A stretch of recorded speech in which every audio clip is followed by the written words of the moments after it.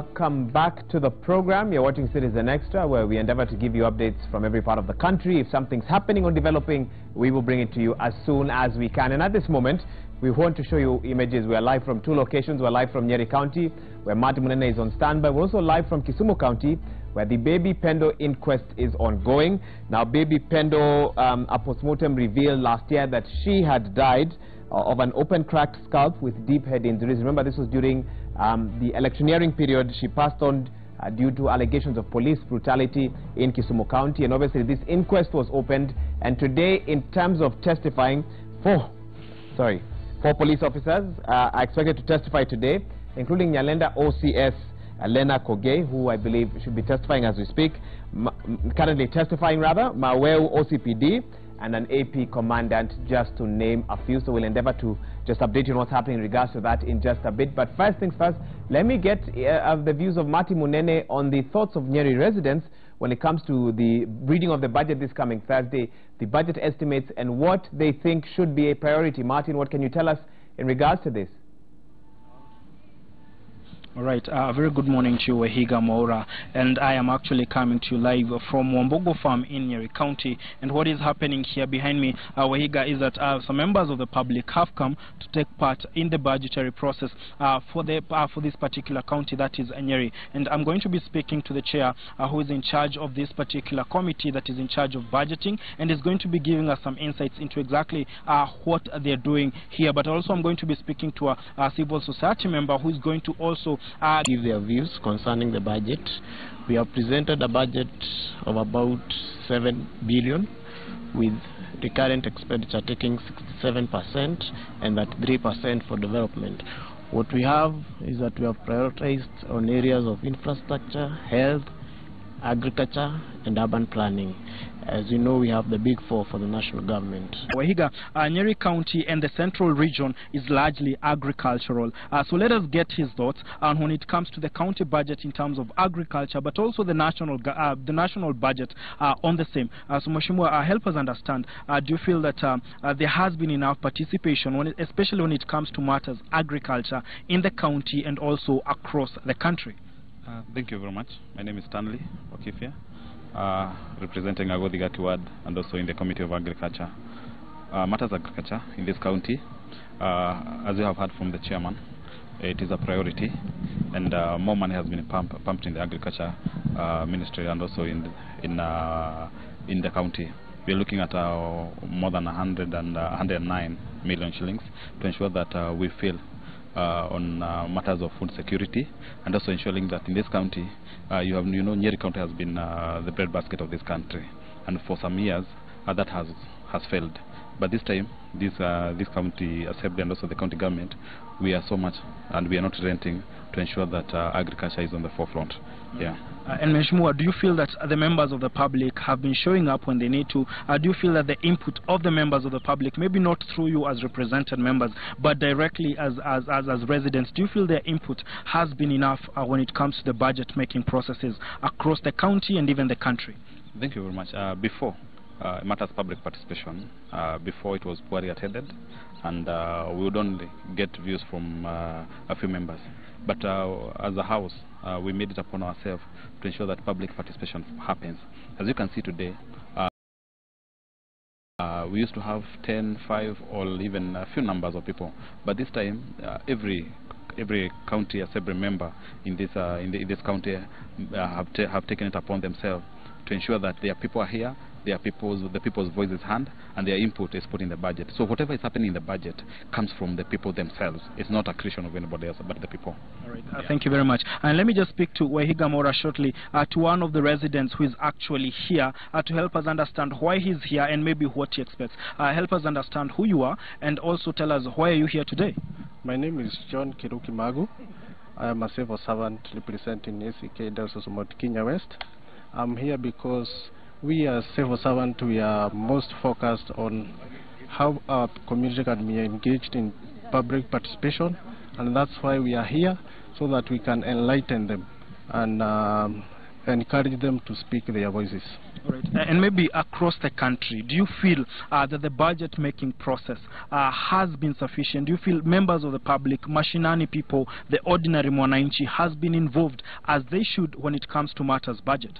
Not really, but we should urge the national government also to put in consideration some finances for mobilization of the community, so that when it comes to public participation, the community can be fully mobilized, so that they can be fully engaged in making decisions on what they want for their counties and also for their country. Okay, and maybe lastly, as a resident or as a Kenyan, what are some of the things that you'd like? And also the county the county government also to focus more energy on health. Yes. All right, thank you very much. Wahiga Mora, you've heard what the residents and leaders here are actually saying, that they would like to see priority first when it comes to matters health and also matters infrastructure, and also as one of the members of the county assembly said, it would be important also to consider matters agriculture. But something interesting, Wahiga, that this resident is saying is that maybe there is need for consideration when it comes to there being some money to mobilize people, which is a thing which maybe needs to be looked into. I must say, Wahiga, I was here previously in another exercise where members of the public were expected to come and give their public opinions, and a lot of them didn't come, as one of the honorable members here said. And so maybe, Wahiga, there needs to be some changes to ensure that actually people show up in such meetings, and people who are on the ground actually get views. Wahiga, that is how things are, or that is the feel of the Nyeri people in this particular county. Taking it back to you at the Communication Center from Nyeri County, I'm Martin Munene. That's a worrying trend, Martin Munene, and we need to interrogate why residents don't show up. Is it a question of distance, which is what we heard from Kwale County? Is it a question of benefit? Maybe some feel that even if I come and share, my views will not be considered. That's something that you can interrogate, Martin Munene. And find out for us why Nyeri residents did not show up when given an opportunity to come and give their views about the budget making process. Thank you for that. Let's now take a look at some international updates before we bring in Brian Okoth with the day's trends. American President Donald Trump, he has fired off a string of angry tweets, no surprise there. But this time round, he's criticizing America's closest allies hours after leaving a divisive G7 summit in Canada. Now, President Trump said the U.S. paid close to the entire cost of NATO to help protect countries that rip us off on trade. Fair trade is now to be called fool's trade. He added in response to the threat of new tariffs against the U.S. Now, Canadian Prime Minister Justin Trudeau has vowed retaliatory action next month over U.S. tariffs on steel and aluminium. Trump has also attacked Trudeau personally, suggesting that the Canadian Prime Minister is very dishonest and weak and acts hurt when called out. Mr. Prime. Well, that's not the kind of tone you would expect, bearing in mind the president is now in Singapore. The American president is now in Singapore, where he's supposed to have that historic meeting with Kim Jong-un. And North Korean state media have raised the possibility that the isolated country could establish a new relationship with the United States. It comes a day before, and that was just before the North Korean leader meets U.S. President Donald Trump. That should be taking place tomorrow for historic talks. The comments mark a shift in tone from North Korea after decades of animosity towards the U.S. Meanwhile, Trump has said he has a good feeling about the much-anticipated summit. Both leaders arrived for the talks, the first ever between a sitting U.S. president and a North Korean leader, in Singapore on Sunday. Trump tweeted on the morning that there was excitement in the air in the Asian country ahead of the summit. He hopes the meeting will kickstart a process that eventually sees Kim give up nuclear weapons.